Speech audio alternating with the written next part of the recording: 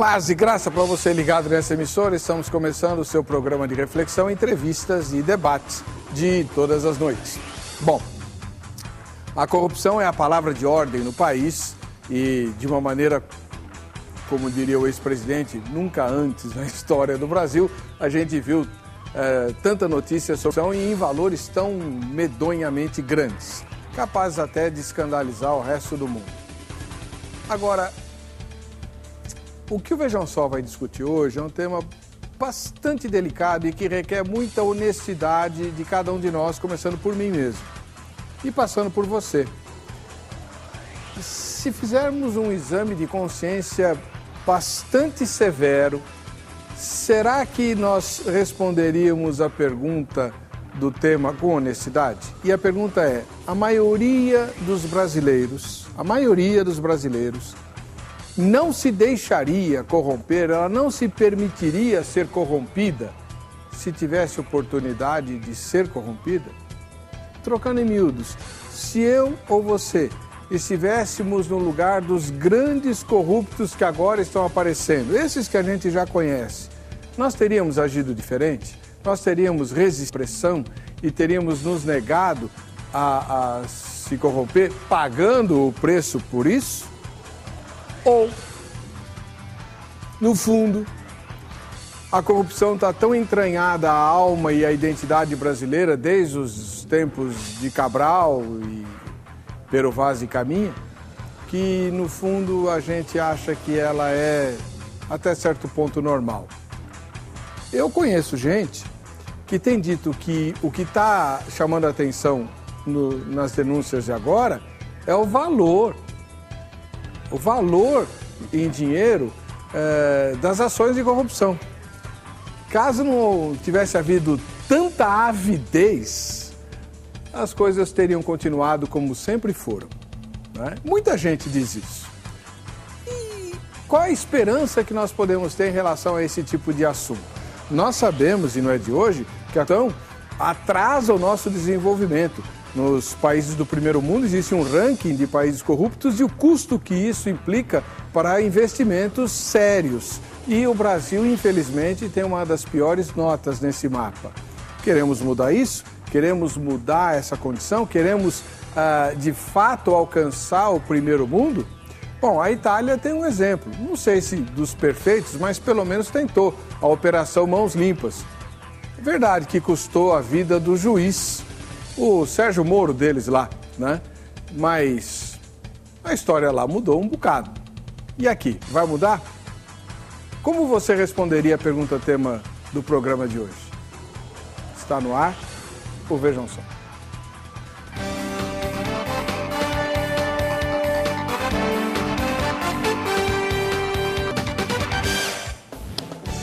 Olá! Em nome da Academia Teológica de Deus, a Agrade, começamos mais essa edição do programa Vejam Só, convidando você para participar do debate usando a nossa página na internet. O endereço eletrônico é o vejamsó.com.br. Vote na enquete e você se habilita aos sorteios que a gente vai fazer daqui a pouco e também no final da semana.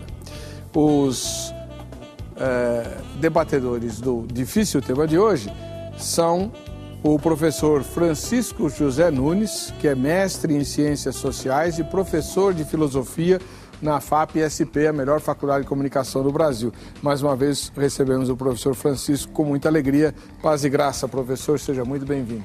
Obrigado, eu que agradeço. É sempre uma alegria participar aqui dos debates, apesar de que hoje o tema é dificílimo. Há quanto tempo o senhor leciona? 25 anos. Só? É.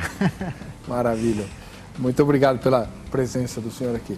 Do outro lado, também voltando ao programa Vejam Só, o Dr. Gilberto de Palma, ele é diretor do Instituto Ágora, que é uma das mais sérias instituições brasileiras de vigilância do mundo político, do cenário político e do que acontece nas urnas, especialmente do comportamento do eleitor e dos eleitos. Seja muito bem-vindo, Gilberto. Permita-me chamá-lo pelo nome. Claro, por favor. Muitíssimo obrigado. Boa tarde. Fala um pouquinho para nós o que é o Ágora. O Instituto Ágora é uma organização que já tem 15 anos e que tem por missão controlar os nossos políticos, controlar na medida do possível, na medida em que há interesse por parte da população e que as leis nos permitam fazê-lo. Então, temos metodologias de acompanhamento dos parlamentos, notadamente os parlamentos municipais.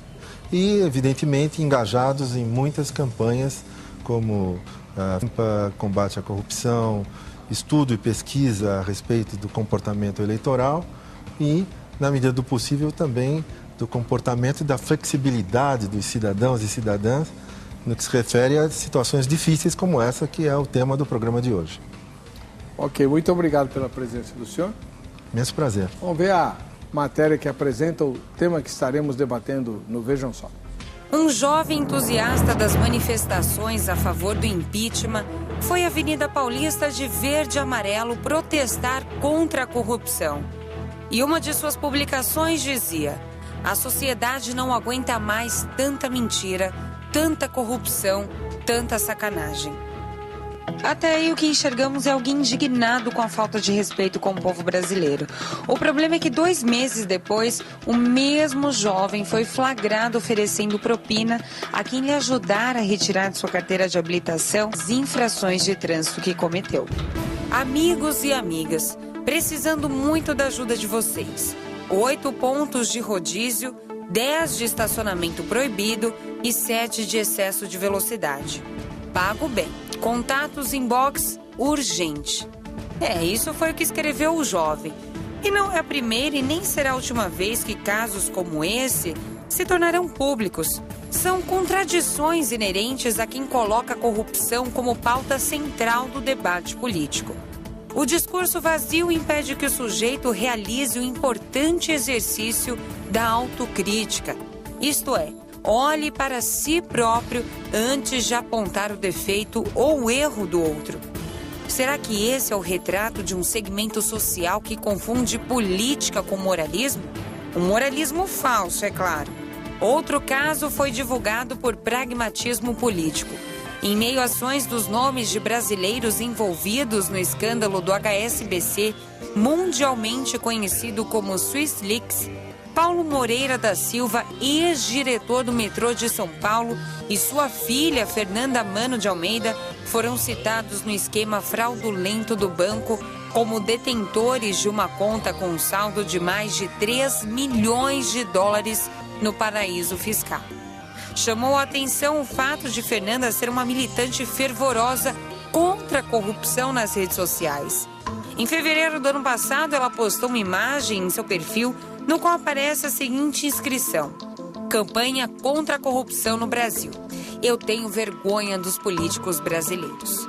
Com todos esses exemplos, será que a gente pode cravar que o problema do Brasil é o brasileiro? Bom, não somos os únicos a culpar a própria cultura. Os argentinos, numa versão clara ao nosso É Culpa de Portugal, atribuem suas falhas à colonização de brutos espanhóis e italianos. Só que uma colonização muito parecida ocorreu no Chile, o sensato Chile. Os italianos até concordariam com os argentinos, pois também acham que o problema da Itália é o italiano. No Brasil, a ideia de algum traço da cultura sabota o país. Na rua dizem que a culpa é do jeitinho brasileiro. A nossa bem conhecida habilidade de ignorar as regras e favorecer parentes e amigos. E você, o que acha disso? Concorda que a corrupção é da natureza humana e não tem como se portar honestamente num ambiente que movimenta muito dinheiro e poder? Ou melhor, me responde se você acha que a maioria dos brasileiros se corromperia caso tivesse chance. Tem que ser honesto, porque essa é a discussão agora do programa Veja. Acompanhe. Muito bem. Esse é o tema. Você é convidado a votar, a participar, a postar o seu comentário. O endereço eletrônico da página do programa na internet é o vejamsó.com.br. Estamos recebendo aqui o professor Francisco José Nunes, que é professor de filosofia na FAPESP, entre outras escolas de grande renome, e é mestre em ciências sociais. Há mais de 25 anos milita como docente e como pensador, né? O professor Francisco, o senhor responderia como a pergunta do tema? Bom, dado que é uma pergunta muito difícil e que não dá para responder de forma maniqueísta, eu vou dar uma resposta para provocar a nossa reflexão. Eu diria que sim, que a maioria dos brasileiros fracassariam diante da tentação da corrupção. Baseado em... como a gente não tem pesquisa objetiva, isso é algo extremamente subjetivo, né? A gente vai perguntar numa entrevista ou numa pesquisa se a pessoa cederia à tentação da corrupção, provavelmente a maioria responderia não. Aí eu queria fazer uma comparação. Tem pesquisas semelhantes sobre a questão do racismo no Brasil. As pesquisas normalmente apontam o seguinte: perguntada para as pessoas se elas são racistas, aqui no Brasil mais de 90% da população responde não, diz que não é racista. E aí, na segunda pergunta da entrevista, se pergunta o seguinte: você conhece alguém que seja racista? Você já testemunhou alguma situação de racismo? Normalmente a resposta é 90% diz que conhece alguém racista e que já presenciou alguma atitude racista. Portanto, a gente observa a contradição. Os 10% são onipresentes, né? Então, eu diria que também isso possa valer para o caso de corrupção. E aí a corrupção vai desde, se é que a gente pode medir o tamanho da corrupção, mas desde um suborno aí no departamento público até conta no exterior, né? Enfim, tem um leque enorme aí de práticas de corrupção. Tem uma quantidade enorme, por exemplo, do pai que usa de estratagemas para evitar com que o filho sirva o serviço militar obrigatório, ou de alguém que quer conseguir a carteira de habilitação sem necessariamente passar pelos processos regulares. Enfim, a gente poderia tecer aqui uma lista enorme de procedimentos que no dia a dia as pessoas acabam adotando. E compra de vaga no vestibular. Isso, então isso acaba sendo também passo diante da necessidade de um comportamento ético. Então, para a gente pensar um pouco, eu diria que nessa perspectiva, a grande maioria das pessoas acaba cedendo diante de uma exigência ética no dia a dia e isso acaba se estendendo até instâncias maiores. Muito bem, professor. Tem várias outras perguntas para o senhor depois aqui. Agora a gente vai ouvir o Gilberto de Palma, que ele tem uma posição bastante interessante, né? Além de ser pensador e tal, mas ele trabalha justamente entre o eleitor, como eu e você, e os eleitos, né? Avaliando o comportamento dos dois. É um negócio, né? Bem louco esse troço aí. Na verdade, sim, é de grande aprendizado essa experiência. No entanto, eu gostaria muitíssimo de discordar do Francisco e não vou conseguir discordar. Resposta à pergunta. Por conta de entender que, de fato, há componentes no nosso país, evidentemente explicáveis do ponto de vista histórico, de traço cultural, em que, se não é possível afirmar categoricamente que a maioria de nós, brasileiros e brasileiras, somos passíveis de corrupção, de atos de corrupção, basta que não estejam olhando, etc. Pelo menos é possível afirmar que nós somos muito tolerantes com a corrupção, extremamente tolerantes com a corrupção. A classe política é o grande exemplo que nós temos para trazer como chave dessa questão. Até porque acho que é necessário fazer uma diferenciação entre o cidadão comum, que pode ser permeável aos convívios de corrupção, que pode responder positivamente às situações, e aquele que é depositário do seu voto, da sua representação, o agente público. O agente público, desde o mais humilde porteiro de um funcionário de uma instituição brasileira, até o presidente ou a presidente da República. Eles têm a investidura do poder.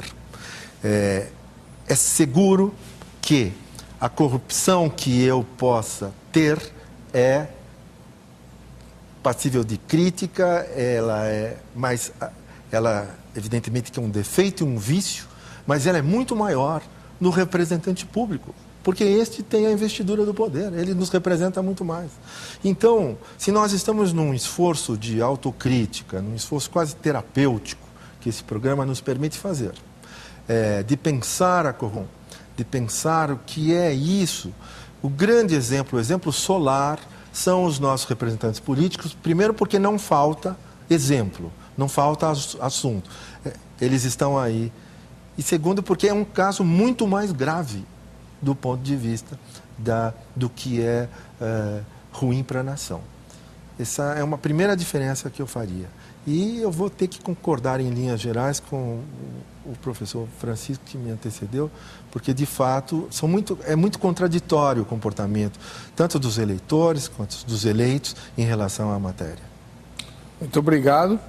Bom, e você aí de casa? Vamos lá. Vejamsó.com.br, é o endereço eletrônico da nossa página na internet, e lá você vai encontrar uma pergunta bem direta, que está na nossa enquete. Em sua opinião, a maioria dos brasileiros, né, de hoje, em sua opinião, a maioria dos brasileiros é corruptível? Está lá, em sua opinião, a maioria dos brasileiros é corruptível? Primeira resposta, sim. Né? Ou então, não, a maioria não é. Existem corruptíveis, mas a maioria não é, então é o não. Né? E tem também o não sei. Né? A gente pode responder, não sei lá. Né? Se você tem menos de 5 anos de idade, responda não sei. Depois que você for para a escola, vai ficar difícil dizer que não sabe, né? Mas enfim, responda que você vai concorrer aos presentes de hoje. Qual é o presente de hoje, afinal? Relógio da grade? É? O presente é o relógio? Depois eu mostro o presente, então. Deixa pra lá. O meu roteiro aqui tá meio confuso, mas a gente vai em frente. O assunto hoje é corrupção. A maioria dos brasileiros não se corromperia caso tivesse chance? Pergunto ao professor Francisco, um dos mais ilustrados homens que eu conheço. Outros povos seriam diferentes ou no fundo todo mundo é igual e todo mundo se deixaria corromper? Não, há diferenças. Inclusive o próprio colega Gilberto fez referência aqui. Hoje em dia há uma espécie de um ranking da transparência entre os diversos países. Eles adotam vários indicadores, desde a legislação, o funcionamento do judiciário, a liberdade de expressão, enfim, tem uma série de indicadores que ajudam a medir até que ponto a sociedade é mais correta ou não e segue ou não regras, né? Então, tudo indica que a gente tem alguns países em que a própria sociedade chegou a um estágio em que entendeu que é melhor para a sociedade que a maioria das pessoas sejam honestas, sejam corretas e que as instituições funcionem bem.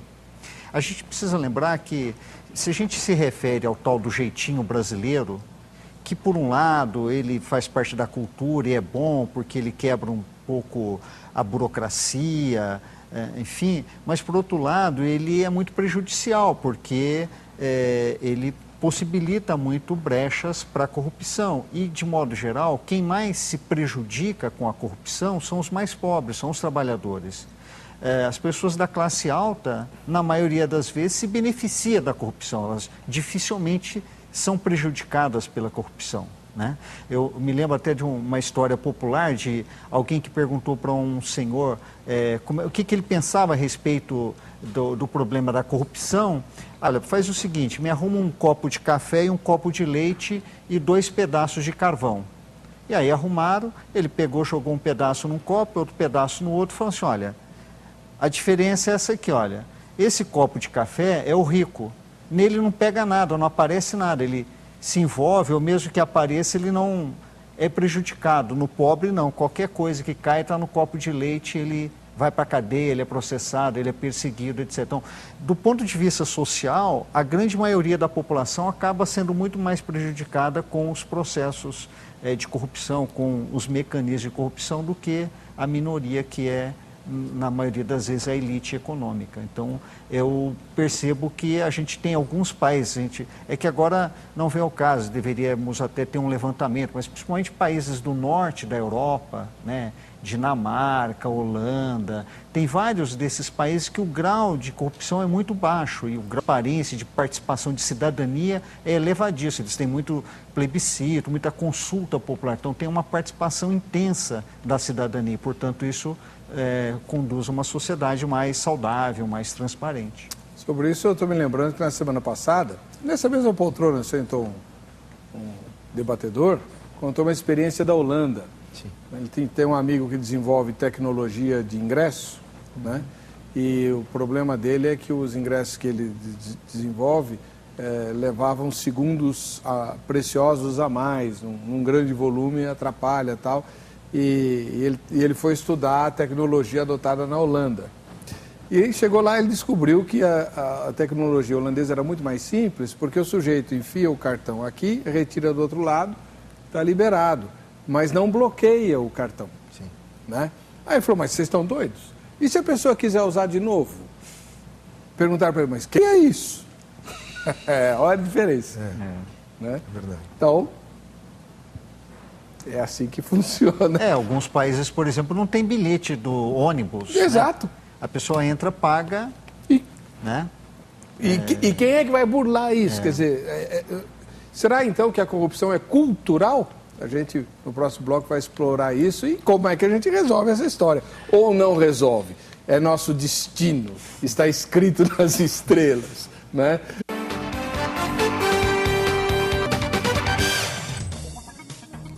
De volta com o programa Vejam Só, agradecendo o carinho da sua audiência e querendo ver você aqui. É a hora do quadro Vejam Só, quem assiste ao Vejam Só, né? Cadê a sua fotografia? Já fez? Posta lá no facebook.com/programa Vejam Só, identificando todos da foto e também o lugar onde você mora. Tem presente legal no fim do ano para quem está participando. Primeira foto de hoje vem lá das Minas Gerais, de Barão de Cocais. É o Flávio Ramos. Aí, Flávio, Deus te abençoe, obrigado pela sua audiência. Do Rio de Janeiro vem o Leandro e a Tainá. Olha que casal bonito, né? Bacana. Quando a gente faz discussão aqui de temas sobre casais, vocês quebram o pau? Pode, né? Eu sempre tenho essa curiosidade. Vamos ver. Outro casal é o Edgar e a Susan, de Itupeva, em São Paulo. Nossa, apaixonadésimos aí. Acho que eles concordam em tudo. De Jequitibá. Não. Eu acho que é Jequitibá. Não, aqui está escrito Jequitibá, nas Minas Gerais. Nós temos o pastor Alain Silva e a Rúbia. Eles moram em Alto Jequitibá, lá nas Minas Gerais. Né? Legal, pastor. Obrigado. Quando estiver por São Paulo, dá uma passada aqui para participar do Vejam Só. De Caraguatatuba, no litoral de São Paulo, a Raquel Oliveira. Aí, Raquelzinha, Deus te abençoe, obrigado pela sua audiência. E um abraço aí pro povo de Caraguá. E de Codó, lá no Maranhão, Zé Maria, né? Aí, obrigado, Zé. Muito bem. Vamos voltar aqui para o nosso tema. Hoje é um tema complicado, tem a ver com a corrupção. Será que a maioria dos brasileiros não se corromperia caso tivesse chance? Temos aqui o doutor Gilberto de Palma. Ele é diretor do Instituto Ágora, que faz uma mediação entre eleitores e eleitos. E o senhor, obviamente, tem visto aí uma campanha na grande mídia. Bom, na grande mídia eu não sei, eu tenho visto na rádio, nas rádios Sim. grandes, do Ministério Público, Sim. né? Concitando os cidadãos a denunciarem qualquer tipo de corrupção, grande ou pequena, seja lá o que for, e a não se envolver em nenhuma delas e pedindo adesões. Sim. Né? Como é que o senhor tem visto isso? Vejo de forma muito positiva, até porque trata-se de uma campanha que está visando uma ação afirmativa de sociedade civil, qual seja a de influenciar políticos, os nossos representantes políticos no Congresso Nacional, para que aprovem um pacote de medidas para que se torne lei, na qual a sociedade brasileira fica mais protegida deles próprios. É curioso isso, né? Então, foro privilegiado para políticos, uma série de questões estão envolvendo isto, e não há a menor dúvida de que isso é muito importante, que tenhamos que seja um bom final, porque lembro-me que a campanha da ficha limpa, né, foi muito difícil, não foi fácil conseguir aquela quantidade de assinaturas que tivemos que fazer, que promover. No final das contas, ela entrou com auxílio de uma fração pequena e bem intencionada da classe política, porque corria o risco de não conseguir, apesar do esforço das assinaturas. Então, essa campanha ela está vocacionada para ter um bom final, e é desejoso que seja assim. Eu aconselharia a todos que fizessem essa adesão. Eu estou bastante inclinado a fazer, é que eu ainda não tive tempo de me informar como é que se faz, né? Eu sempre ouço de passagem. Via internet, tem que fazer uma inscrição. E é o Ministério Público Federal? Ministério Público Federal, e visa uma ação política, ou seja, não é simplesmente uma declaração de intenções do bem sobre o mal, que é sempre muito bom, mas que não redunda, não há resultados práticos. Este tem. Como é que o senhor viu, professor, a Operação Mãos Limpas que eu mencionei na abertura do programa lá na Itália? O senhor lembra desse processo? Era contra a máfia, né? Bom, tudo bem, a mesma coisa. Ela representou, sim, certo avanço, mas a gente não pode esquecer que o Berlusconi continuou no poder durante muito tempo. Então, a gente não pode se iludir que apenas uma operação, que apenas um período seja suficiente para acabar com a corrupção, né?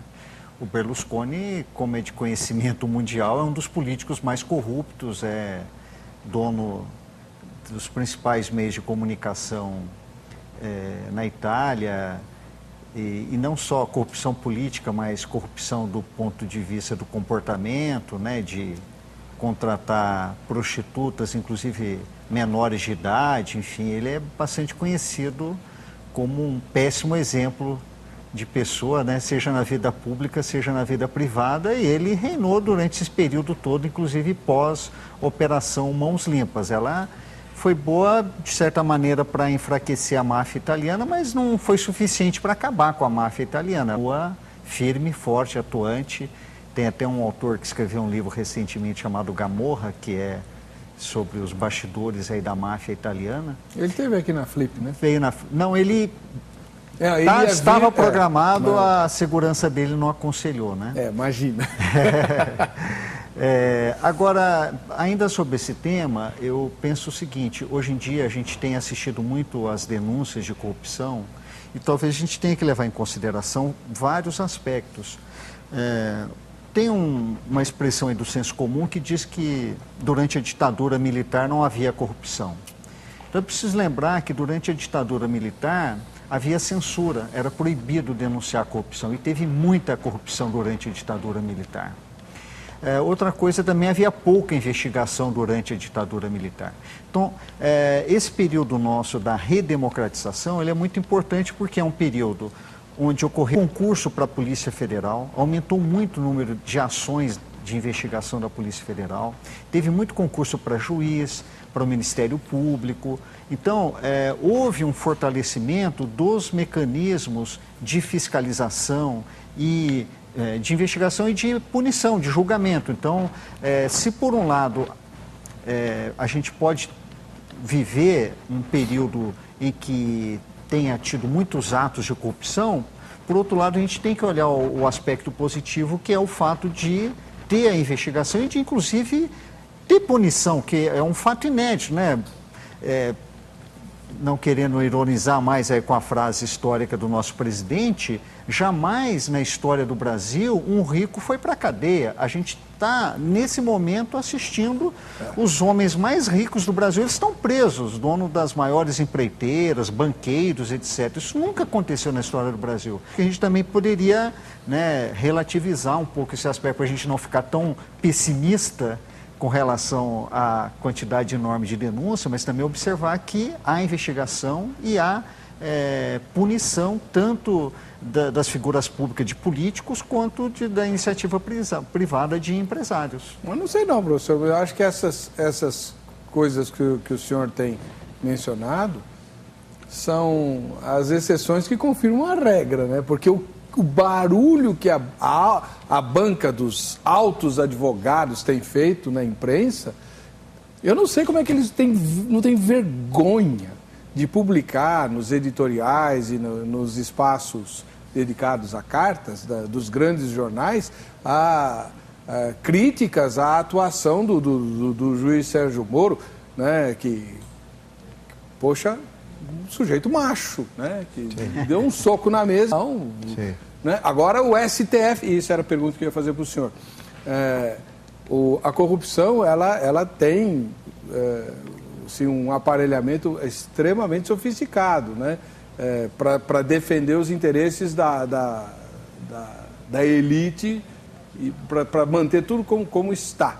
Por exemplo, eu vou abrir o verbo aqui. Qual que é a paura maior em relação a essa Operação Lava Jato e suas decorrências? É o Marcelo Odebrecht resolver abrir o bico.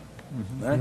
E essa é a paura maior. Então, para evitar isso, já fizeram um monte de coisa lá, inclusive fatiaram a Operação Lava Jato. Como é que o senhor tem visto isso? Eu tenho visto com muita preocupação, de maneira muito...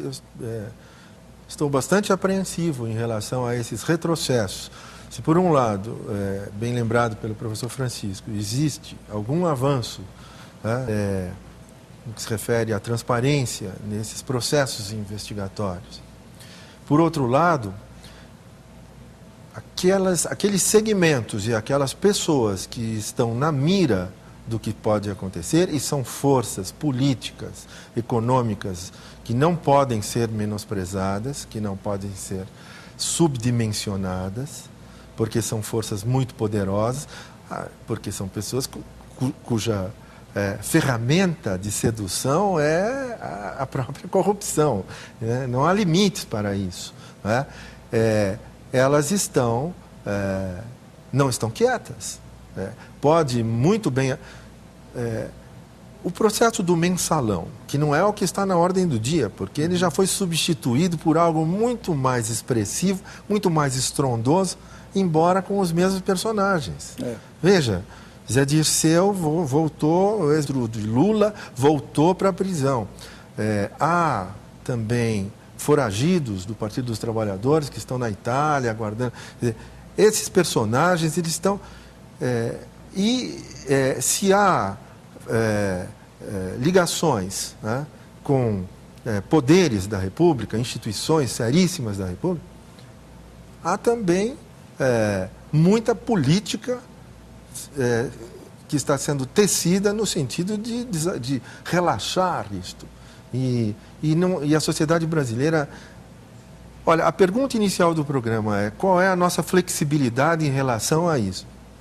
Pois eu diria que o resultado prático de processos como o Mensalão, como o Petrolão, que foi assim nomeado, né, e outros que estão aí, terá uma influência muito grande no nosso universo simbólico, nas nossas expectativas. Ano que vem é ano eleitoral, daqui a 2 anos é ano eleitoral de novo. Nós não podemos esquecer os nomes e sobrenomes das pessoas envolvidas nisso. Nós não podemos ensinar, nós temos que levantar todos os dias para dar educação aos filhos, aos netos, mas quando essas coisas acontecem e elas são naturalizadas, e deixa barato, e é porque o Brasil é um país, sabe como é, simpático, futebolístico, sambístico, e nós deixamos isso, é mais difícil levantar para educar os filhos, para educar os netos. Pois é. É tenebroso. E só para ninguém acusar a gente de ser anti-PT, né? Eu anotei aqui, ó, e vamos pôr na pauta também, e eu quero perguntar, aliás, a palavra continua com o doutor Gilberto, eu queria entender por que apesar da imprensa, reiteradas vezes, a grande imprensa, falar dos escândalos do metrô, anda aqui. Pois é, tem que ser dito, e é muito importante falar também Olha, se nós já falamos aqui do mensalão, nós temos que mencionar que o mensalão, embora tenha ganho escala no país afora, com o partido que está no poder há muitos anos, atualmente, ele ganhou escala com esse partido, mas ele foi inventado em Minas Gerais por um outro partido, pelo Partido dos Tucanos do PSDB. E ali não progride a investigação. Então, se nós tivermos que, do ponto de vista de razões de sociedade civil, termos expectativas, nós temos que ter em relação a todos. Porque senão estaremos sendo partidários. Aí não é sociedade civil, aí é sociedade política. Pois é. Eu quase caí de costas. É estarrecedor. Não avança nada em relação à investigação do escândalo do metrô, quando tem uma multinacional que já se confessou culpada. A Alstom já assumiu, já pagou multa lá na matriz. E a Siemens também está cooperando. Isso, né? Mas nada avança. O senhor avalia aí os políticos, a Câmara dos Deputados aqui de São Paulo, nada prospera em termos... Nem CPI, que não serve para nada, na minha opinião, avança ali. Agora, resolveram premiar o governador pela gestão hídrica da água. Que isso? Que coisa, não? Isso nasceu entre os políticos? Pois é. E é claro que isso daí está na esfera política, porque isso não tem o menor fundamento na realidade. Estamos vivendo uma crise hídrica sem precedentes por conta de falta de investimento, por falta de visão, e nós temos que culpabilizar, é lógico, os nossos representantes políticos, que há muitos anos no poder tinham que ter tomado providências para que a gente não passe pelo que está passando, e ao contrário disso, em vez da crítica, o que nós assistimos é o prêmio. E isso nos deixa estarrecidos. É o fim do mundo. Bom, professor Francisco, queria saber do senhor uma coisa. A gente fala de corrupção, a gente só pensa em suborno, desvio de dinheiro para beneficiar alguém, mas a corrupção, na minha forma de ver, vai bem além disso. Por exemplo, olha só, estava ouvindo um jornal matinal, hoje cedinho, e o âncora estava narrando uma pesquisa que ele fez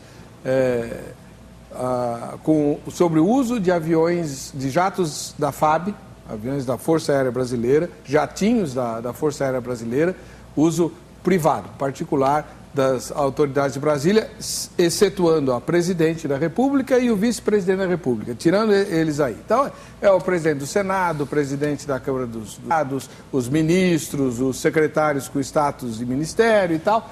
De janeiro até dia 20 de setembro, pasmem, mais de 2.000 voos de jatinhos abaixo, só de janeiro a 20 de setembro. A maioria esmagadora para levar a autoridade para casa no fim de semana e levá-lo de volta para Brasília na terça-feira, né? Nunca é na segunda, mas geralmente é na terça-feira e tal. Isso não é uma forma de... Tudo com dinheiro público. Quanto custa isso daí? Aí o âncora fez a conta. Ele pesquisou 2 companhias aéreas especializadas no setor e a passagem para o Sudeste sai em média R$65 mil por pessoa. Para o Nordeste, R$90 mil. Não sei se é por pessoa ou por voo, deve ser por voo, né? Do jato todo. Do jato todo, deve ser. Né? Muito bem. Então, calcula aí, 60 mil, 90 mil, faz a média e multiplica por mais de 2 mil. Quanto dinheiro não foi? Me parece que o campeão aí, se não me engano, é o Kassab, né? O ministro Gilberto Kassab. O ministro das cidades. Ele é o campeão. O senhor ouviu o noticiário? Eu vi. Tá Mas bom. tem para não falar que o programa é antipetista, o ex-governador de Minas Gerais, nos 8 anos dele de governo lá, ele foi campeão em uso do jatinho para ir de Belo Horizonte para o Rio de Janeiro. Só no fim de semana? No fim de semana, né? Dá a impressão que ele governava o estado de Minas, lá da praia do Leblon, né? E, então há um custo enorme aí. E por falar em voos, né, também tem o caso do helicóptero que foi detido na fazenda de um político do PSDB com 450 quilos de cocaína. Ninguém foi preso, nem piloto, nem nada. mais assunto. Não. Então, talvez esse seja um, entre outros questionamentos, que se faz ao juiz Sérgio Moro, que de fato ele tem prestado um grande serviço para a nação, mas a impressão que se dá é que ele tem um tratamento seletivo. Então, numa mesma delação premiada, um político de um determinado partido recebe voz de prisão e o outro político que é denunciado é ignorado.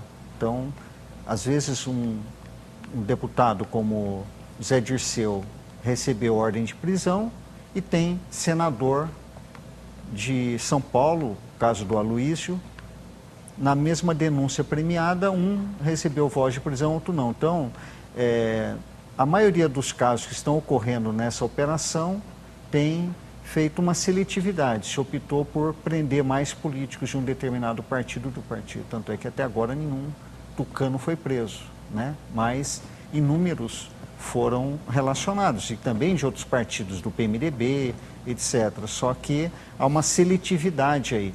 E isso é uma questão que me preocupa muito, principalmente nos protestos hoje contra a corrupção. Há uma seletividade na crítica a um determinado partido e, ao omitir os outros partidos que se envolvem em corrupção, nos deixa numa situação de impasse. O que vai acontecer no depois? Quer dizer, só um determinado partido não pode se envolver em corrupção, os outros podem? Então, a maioria dos protestos tem feito uma crítica exclusiva ao PT. Mas se os casos de corrupção do PSDB, do PMDB, do PP, do PR, enfim, tem uma lista enorme. O doutor Gilberto, que acompanha bem, pela ficha limpa, dá para a gente ver o número de casos por partido, quantidade de políticos que estão processados, que estão condenados, e por função da lei da ficha limpa ele não pode se candidatar. Enfim, se a gente olhar o ranking, os principais partidos estão com a ficha sujíssima e nenhum deles é preso. Então, mas deixa eu só tirar uma dúvida, doutor, me ajuda aqui. Até onde eu sei, não sei se eu estou sendo exato, até onde eu sei, o juiz Sérgio Moro não está incluindo nas ações dele até agora nenhum político com mandato. Uma estratégia aí que ele adotou para tentar evitar o foro privilegiado que vai para o STF, onde ele não tem controle nenhum. Então, o pessoal que ele está atacando virulentamente é quem não tem foro privilegiado. Então, o senador aí que o senhor mencionou tem. Então, ficou meio que a mais. Estou errado ou é isso? Não, parece que eu entendo que seja isso, porque vamos falar a verdade, é atípico uma performance como esse juiz, que tem uma responsabilidade muito grande. Não só de acordo com o texto da lei, mas sabe da expectativa da nação em relação a esses desfechos que estão por vir. Portanto, não pode ser ingênuo.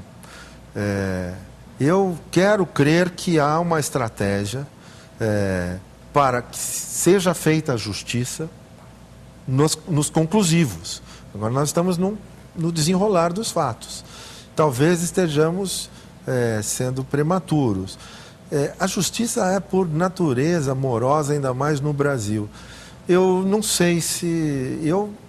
Eu ficaria reticente nisso, porque tenho uma expectativa muito grande de ver a conclusão desse processo. Agora, não há possibilidade, ou sei lá, não sei como é que funciona isso na prática, outros magistrados também atuarem? Por que tem que ser só ele? Mas aí é uma metodologia do próprio poder judiciário que não domino. Né? Como é que foi parar nesta causa... Em Curitiba, né? É um negócio gozado. Pois é, Curitiba e o Paraná se tornaram nos últimos anos, com o Mensalão, um palco, um grande laboratório, né, de acontecimentos. É evidente que a gente tem que desconfiar de tudo. Até quando a coisa está indo meio certo, fala, como é que minha mãe falava? Ela falava assim, quando a esmola é muito, o santo desconfia. É verdade. O que está acontecendo aqui? Os outros magistrados podem se levantar e, aliás, eu acho que essa é a grande oportunidade do Brasil de fazer aquilo que o Boris Casoy falava antigamente, né? Vamos passar o Brasil a limpo e tal, né? Sem dúvida. Como é que o senhor vê a expectativa do eleitor para as eleições municipais agora? A expectativa, ela tem ela está ancorada em alguns fatos. Esses que estão indefinidos, que, por exemplo, a Operação Lava Jato. Mas eu vejo também uma ligação muito forte com processos que ocorreram nesse país e que ainda não estão acabados. Por exemplo, as jornadas de junho de 2013, que tiraram o sono dos políticos, né?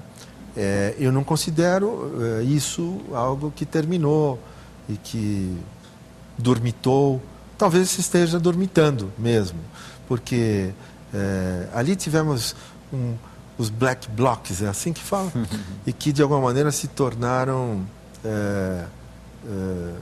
fizeram uma parceria com o establishment, porque o movimento todo se retraiu a partir do momento em que houve possibilidade concreta de violência que poderia deixar para situações bem desagradáveis. Então houve um arrefecimento.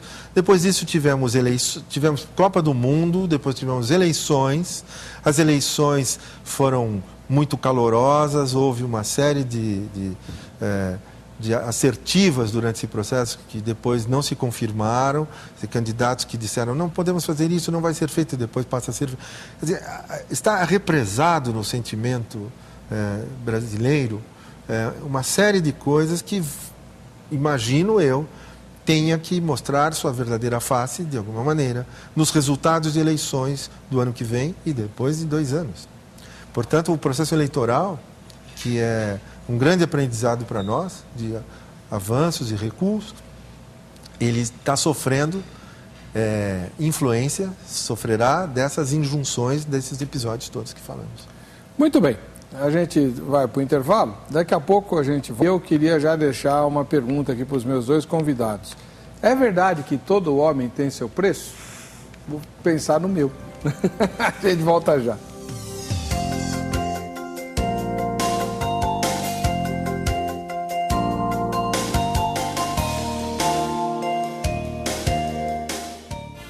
Estamos de volta com o programa Veja Só. Fiquei devendo para você o presente que você pode ganhar participando do programa hoje, votando lá na enquete postada na página do programa na internet.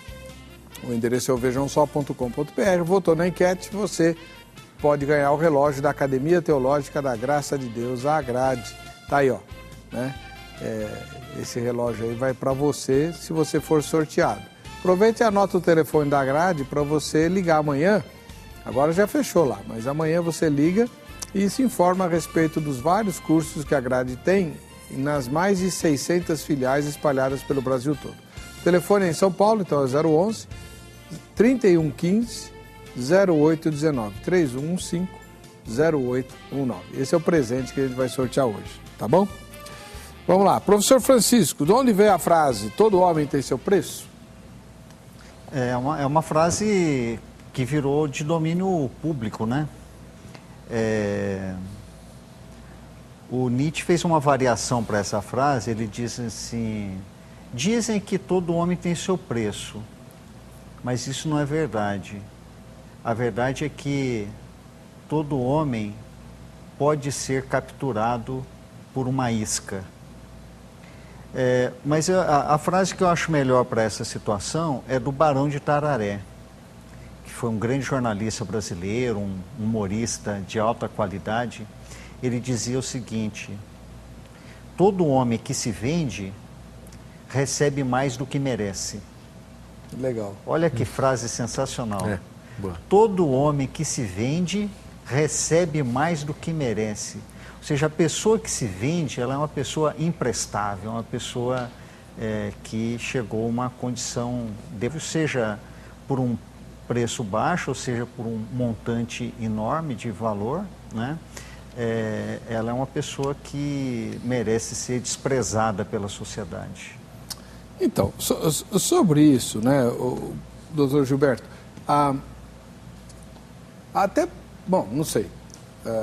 até pouco tempo atrás, alguns políticos brasileiros, obviamente, negavam serem corruptos, tal. Tem um até folclórico aí de se alguém achar algum dinheiro meu no exterior, pode pegar, né?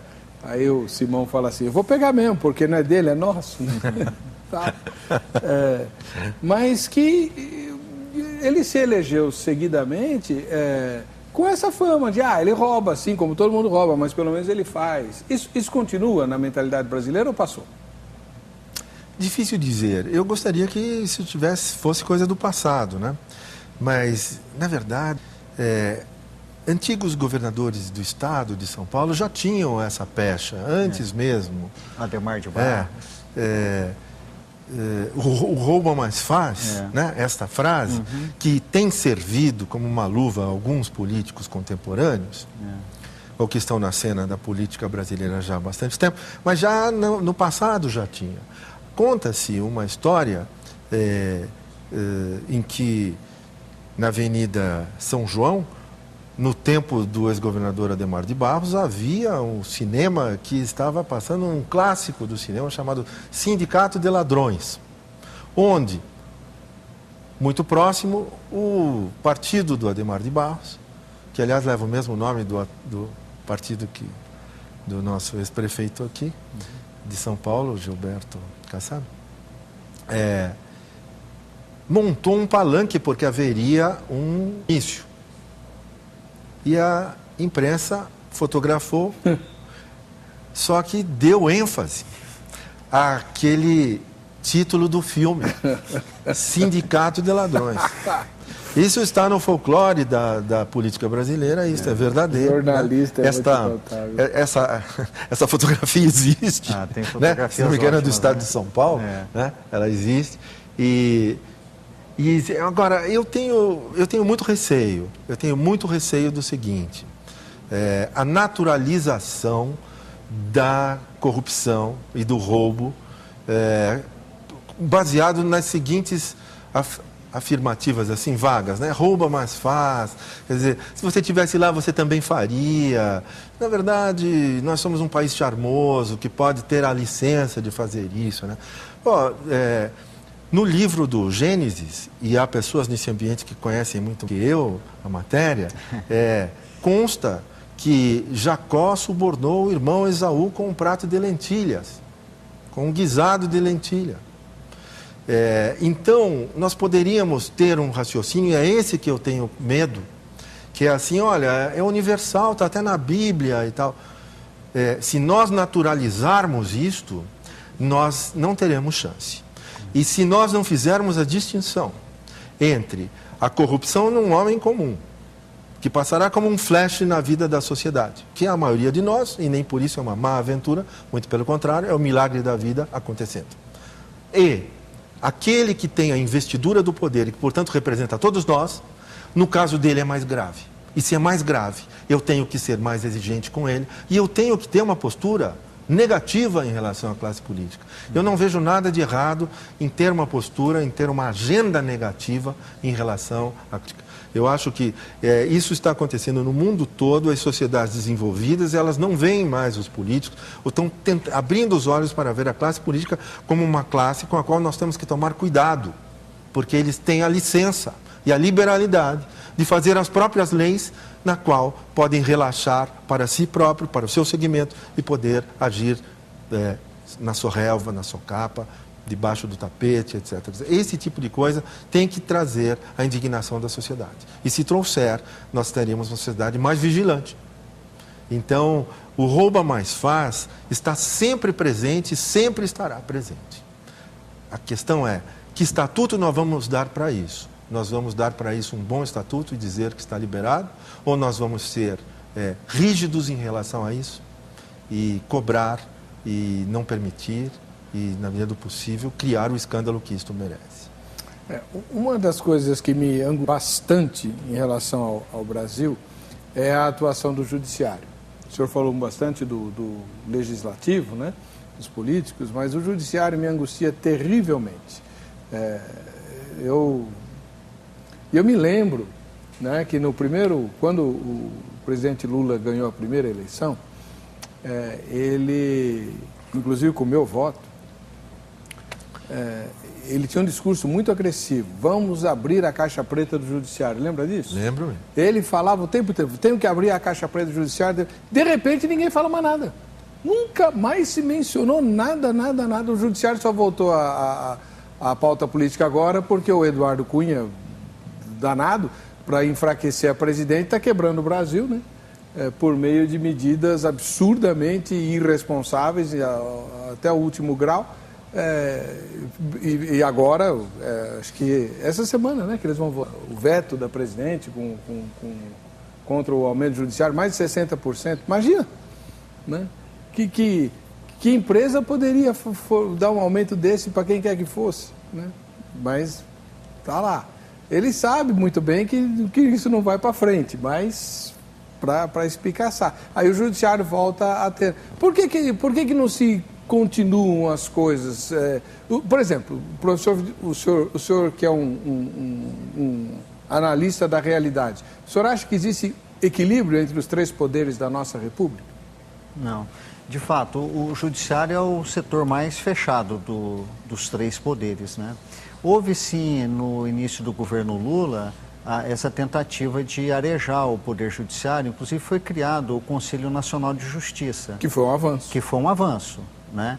Só que a gente nunca pode ignorar que, como a gente vive em sociedade, é uma disputa de classes, né? E aí depende das forças que se dedicam a participar. Quer dizer, eu acho que a gente perdeu essa batalha, como a gente perdeu várias outras batalhas, como, por exemplo, também havia um antropólogo, o Luiz Eduardo Soares, que havia feito um plano nacional de segurança. Ele propôs algo muito assim semelhante ao SUS, ou seja, se um paulistano que está aqui em São Paulo precisa usar o serviço de saúde, ele pode usar aqui, mas se ele estiver em viagem no Acre, ele também pode usar, porque o sistema é único. Do ponto de vista da segurança, se uma pessoa comete um crime aqui e vai para o Acre, o delegado lá no Acre não sabe se aquela pessoa é criminosa. A gente precisaria ter um sistema unificado de segurança. E a gente não conseguiu avançar nisso. Nem o RG é unificado. Então, de fato, a gente perdeu muitas batalhas aí para fazer mudanças. E a do judiciário seja uma das principais. Se a gente olhar os tribunais regionais, né, o tribunal aqui de São Paulo é um dos mais fechados, é um dos que mais tem problemas, é um dos que mais tem as filas abarrotadas de julgamento, é um dos mais morosos, enfim, ele tem problemas enormes e parece que ele é impermeável à mudança, é um negócio assustador. Agora, isso vai depender da mobilização da sociedade e, pelo que a gente tem visto, dificilmente isso vai ocorrer a curto e médio prazo, mudanças nessas estruturas. William Almeida, ele mora em Arapiraca, nas Alagoas. Todo homem é corruptível. O que conta nessa hora para saber se o homem se corromperia é o caráter de cada um. São os princípios e valores de uma sociedade, coisa que o brasileiro vem perdendo há anos. Acredito que boa parte se corromperia, sim. Infelizmente, é a nossa realidade. Deus abençoe a todos, o vejam só. Donald Causa, de Descalvado, em São Paulo. A corrupção está encranhada no interior do homem caído, desde Adão. Isso não é coisa de brasileiro. O problema é que nós temos uma origem que, assim como a adâmica, no caso espiritual, os nossos descobridores, infelizmente, eram bem safados para serem corruptos. Tudo isso por causa da falta de Jesus nesse país que nos colonizaram e a coisa perdura até hoje. Cada vez mais veio acelerando essa praga, esse câncer que quer nos matar. Mas não vai matar, porque o povo de Deus está crescendo, temos movimentos para mostrar que é possível diminuir muito a corrupção, mas a meu ver ainda está difícil. A corrupção está dentro de casa de todos os brasileiros. Quando você pede para o médico um atestado para abonar o teu dia por motivos banais, ou para o seu filho que faltou na escola por nada, se vê aí a corrupção. De fato, o jeitinho, né? O jeitinho para tudo. O Flávio Henrique, de Maceió, nas Alagoas. Todo ser humano tem uma natureza depravada e corrupta. Se já tem natureza corrupta, eles praticam a corrupção naturalmente. Mas quando Deus regenera seus eleitos, esses podem deixar de praticar corrupção. Quanto aos outros, só podem deixar de fazer um ato moral mais grave por outro menos grave. Nunca deixá-los totalmente, pois são escravos de sua natureza, pecado e do diabo. Aí ele cita Efésios, capítulo 2, verso 1 e tal. A Ivanete Sobrinho da Silva, de Presidente Prudente, em São Paulo. A maioria dos brasileiros se corromperiam caso tivesse oportunidade, sim. O fato é que, em pesquisa publicada no ano em curso demonstrou que 75%, ou seja, 2/3 dos entrevistados, confessaram que agiriam tal qual os corruptos midiáticos. Nossa, eu não tive acesso a essa pesquisa, é isso? Não. Logo, a quantidade de corruptos latentes é alarmante. Só não aguardem uma oportunidade para se manifestarem. Como disse Francilino Pereira, que país é esse? Lucas da Silva dos Santos, de Barra Mansa, do Rio de Janeiro. Segundo o calvinismo, os brasileiros se corrompem porque Deus assim o determinou. Ô Lucas! Fala sério. Ai. Paulo, de Volta Redonda, no Rio de Janeiro. A grande maioria dos brasileiros se corromperia. A situação está muito grave. Os exemplos são ruins e a pessoa honesta acaba sofrendo bullying. Quem foi que falou que a coisa está tão feia que o honesto tem vergonha de ser... Como é que é? Foi o Rui Barbosa que falou isso? Algo parecido, não sei se... Por se multiplicar... Estive uma vez no Peru, numa época em que estava vendo eleições, e um dos candidatos a presidente da República, que aliás é amigo de um ex-presidente daqui do Brasil, que era o Vargas Llosa, o liberal Vargas Llosa.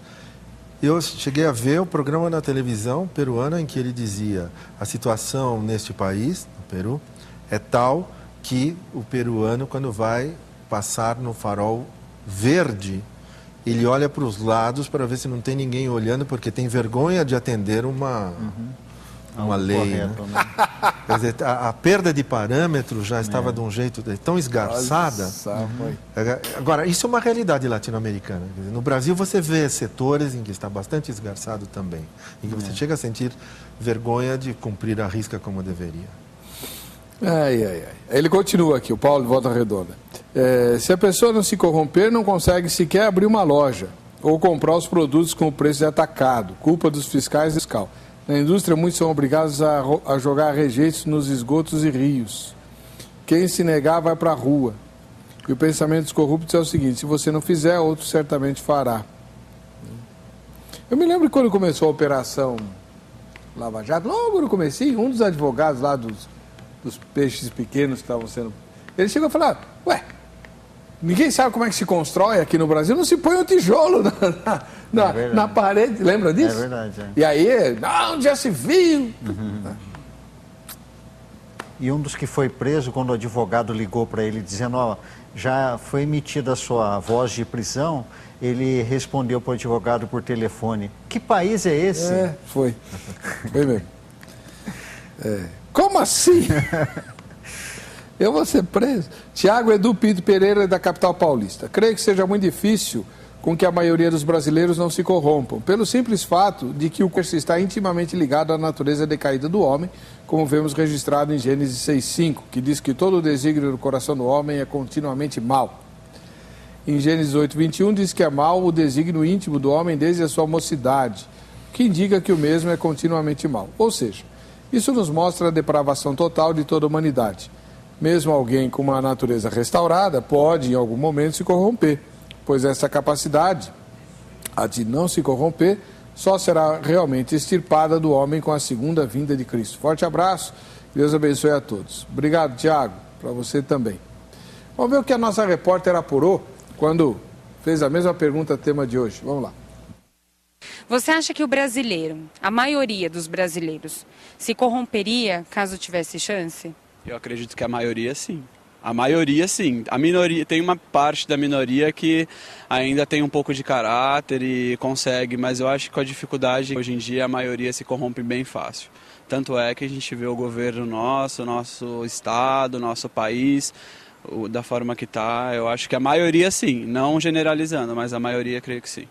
É complicado porque é cultural, né? É uma coisa que infelizmente é triste, mas as pessoas estão acostumadas a ouvir corrupção, a viver corrupção. Porém, eu ainda acredito que tem muita gente com índole, tem muita gente que não se deixaria corromper. Eu acho que a maioria eu acho que não corromperia, não. Agora, tem muitos aí que corrompem, sim. Muito. Agora, a maioria eu acho que não. Não é possível, né? Muita gente, né? 200 e tantos milhões, a metade corromper é muita coisa. Acho que se corromperia, assim, a maioria. São poucos os honestos, né, que a gente vê hoje em dia. Não tem muito, não. Eu acho que isso não interfere. Ter chance ou não interfere. Corromper não, é caráter isso. Porque chance todo mundo tem, por pior que seja, melhor ou pior, uma hora vai ter. Mas aí é da pessoa mesmo. Eu acredito que grande probabilidade se corrompe. Tanto porque a mídia vende muito isso, a televisão, mas eu acho que a estrutura familiar, a criação e o que você quer para você, tudo isso contribui para que você não se corrompa. Sim, infelizmente sim. Infelizmente nós somos um país, né, que tudo dá um jeitinho, né? Infelizmente o brasileiro tem essa fama, né? Interessante. Deixa eu colocar uma coisa aqui, pode soar piegas, mas é baseado em fatos verídicos que eu experimentei. O senhor falou que o principal prejudicado pela corrupção é o pobre, né? Eu trabalhei durante 8 anos na cultura inglesa, que é uma escola do Concílio Britânico, né? Órgão diretamente ligado à coroa. Quem manda a inglesa é a rainha da Inglaterra. E era uma escola de elite, né?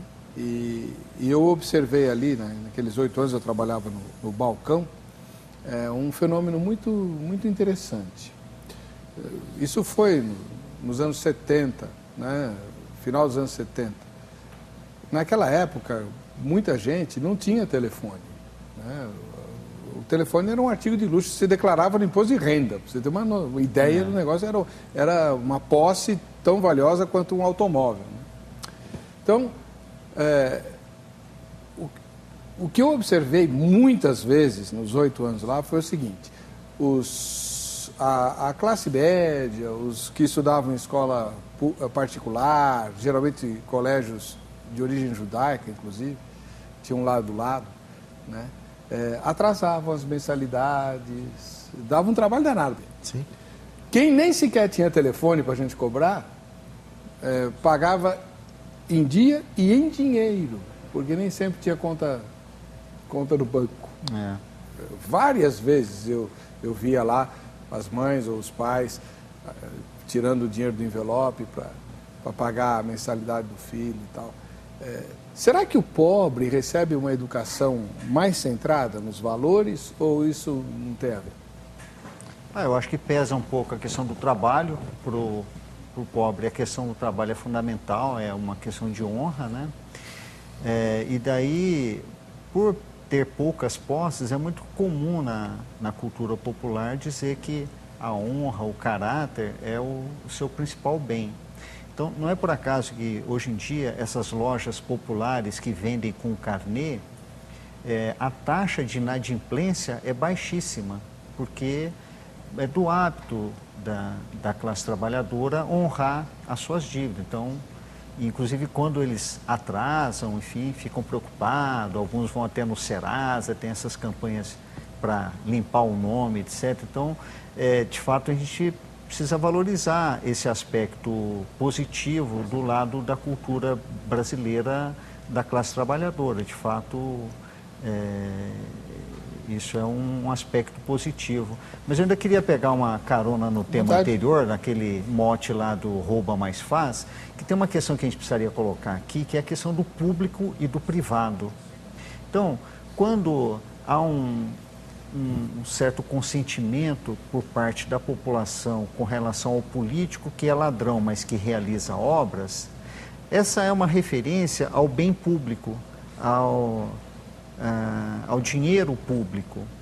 A gente poderia fazer a pergunta de forma invertida, que é, olha, eu conheço uma pessoa que é uma ótima cozinheira, ótima faxineira, ela trabalha muito bem, cozinha muito bem. O problema é que ela, de vez em quando, rouba lá naquela casa que ela trabalha. Você quer contratá-la para trabalhar na sua casa? Então, dificilmente alguém contrata uma funcionária, por melhor que ela seja como cozinheira, como faxineira. Por quê? Porque ela vai roubar o seu bem. Agora, quando é o bem público, de modo geral, as pessoas consentem, só que ignoram que admitir que o bem público possa ser roubado vai ser um prejuízo coletivo, inclusive individualmente para a pessoa, né? Então essa é uma das dificuldades que eu vejo na educação popular sobre visualizar essa relação entre o público e o privado. E, voltando a inverter, o espaço público ele está muito privatizado, ou seja, a corrupção ela se dá porque a gente tem ente privado que se apropria do espaço público para ficar mais rico, para usurpar o bem público. E a gente poderia estender que é uma infinidade de exemplos sobre como que o público, o privado se apropria da instância pública para se enriquecer, e, na maioria das vezes, através da corrupção. A gente está chegando ao final do programa, mas eu tinha uma perguntinha aqui que não tem muito a ver com o tema, mas eu não consigo deixar de fazer. Toda vez que o Gilberto vem aqui, eu faço essa mesma pergunta. Gilberto, por que as câmaras de vereadores gastam a maior parte do tempo do trabalho de plenário deles para discutir homenagem? Sim, é um vício. Ou isso mudou? Não, isso continua valendo, isso continua. Não serve para nada. É verdade. Pois eu vou ter que bater na mesma tecla, me perdoem os seus ouvintes, todos os espectadores. A classe política brasileira precisa de um choque de sensibilidade. Quem é que pode dar um choque de sensibilidade na classe política brasileira? São os eleitores da classe política. Esses nossos políticos gostam muito de honrarias, gostam muito dessas coisas, acham que com isso eles conseguem cativar, eles conseguem mesmo, é verdadeiro, eles conseguem, assim, se você é vereador e você consegue cativar um segmentozinho lá de um bairro ou de um time de futebol, você cria uma lei que fala daquele time, daquela rua, propõe uma homenagem à organização para que ela seja bem público. Você cativou aquela gente especificamente. Ela não é universal, ela não tem um signo de idade que justifique o teu mandato, o teu salário, as benesses todas que você tem. Mas ela beneficiou momentaneamente e de forma modesta, porém, aquele segmento vai votar e ele tem que pensar nisso. Então, a nossa classe política, ela é autorreferente, ela é herdeira da corte, ela é corporativista. E é mais fácil você legislar fazendo honraria para este ou para aquele do que você entrar no mérito de questões universais num plano de sociedades complexas. Mobilidade urbana é um assunto importante e é complicado, assim como a questão da justiça e a questão da equidade. Como é que nós vamos fazer? Não estou querendo dizer com isso que os políticos têm que necessariamente ter habilidades técnicas no lido das coisas, mas tem que ter capacidade para tratar assuntos particulares de segmentos e assuntos de caráter universal. Eles continuam fazendo isso cada vez mais no plano municipal, nos planos municipais, estadual e federal. Então, essa legislação simbólica é, na verdade, uma grande moeda de troca que se faz aqui e ali, mas no cômputo geral, eu diria que é um mal político, eu diria que é um mau representante. Muito bem. Eu quero agradecer ao professor Francisco José Nunes, que abriu espaço na sua agenda para estar conosco mais uma vez aqui. Ele que é professor, filósofo e ministra aulas na FAP-SP, a melhor faculdade de comunicação de São Paulo, e ao Dr. Gilberto de Palma, diretor do Instituto Ágora, que da mesma maneira nos ajudou aqui nessa reflexão. E vamos ver quem é que vai levar o presente sem corrupção e sem suborno, né?